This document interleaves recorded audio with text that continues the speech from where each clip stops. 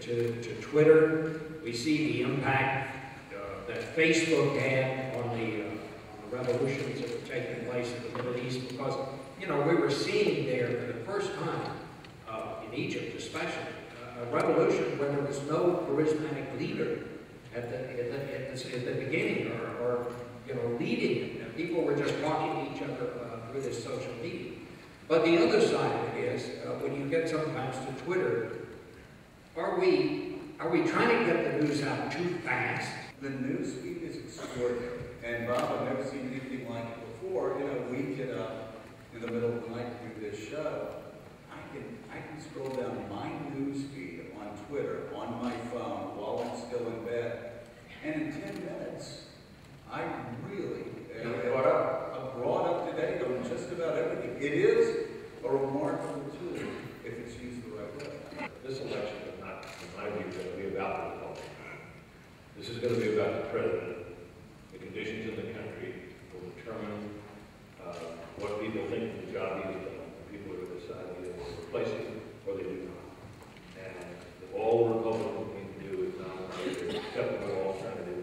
And among the potential nominees out there, I see several who would be acceptable, plausible alternatives. Governor Pawlenty could be, Governor Romney could be, I even think Haley Barbour of Mississippi could be. I think the governor of Indiana, Mitch Daniels could be. You know, I think the list is fairly long. I rather doubt that Donald Trump could be, but. If you say this election will be a referendum on Obama, I think people have invested a lot of hope, in the whole concept of Obama. And, you know, for whatever it's worth, it's going to take a strong individual candidate to really knock that down. There isn't one.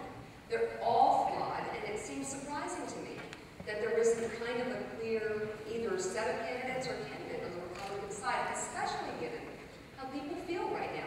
Tell me here, show of hands, how many people here are excited about the direction that this country is headed in? Thank you. I mean, seriously. There should be someone. Shouldn't there? Who is it?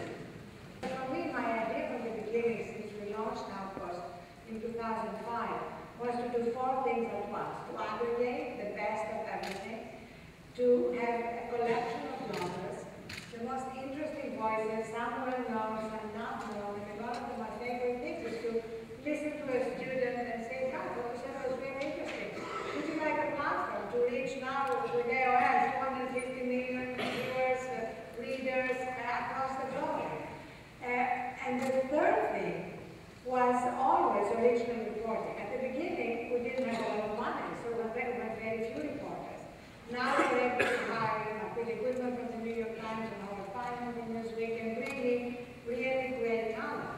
So it was always the combination of these 3 things, plus the 4th thing, in a way the most important, which is community, engagement. Last month alone, we had 4 million comments.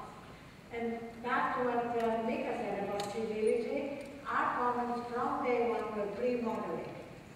The most important thing that we do as journalists is we provide a separate and independently gathered information that a citizen can take and compare it to the government's version of things. If there were no other reason to have a free press, if there was no other reason to have the First Amendment, that is reason enough. And the other part is, and we've all talked about this all through this conversation tonight, if we ever reach the point in this country where we don't have independently gathered information, which is just as important and just as crucial to a democracy as the right to vote, if we ever reach the point where we don't have that, we may have a democracy of sorts, but it will not be the democracy that we have come to know and what we consider democracy in this country. And that is what we do, and that's what journalism is all about.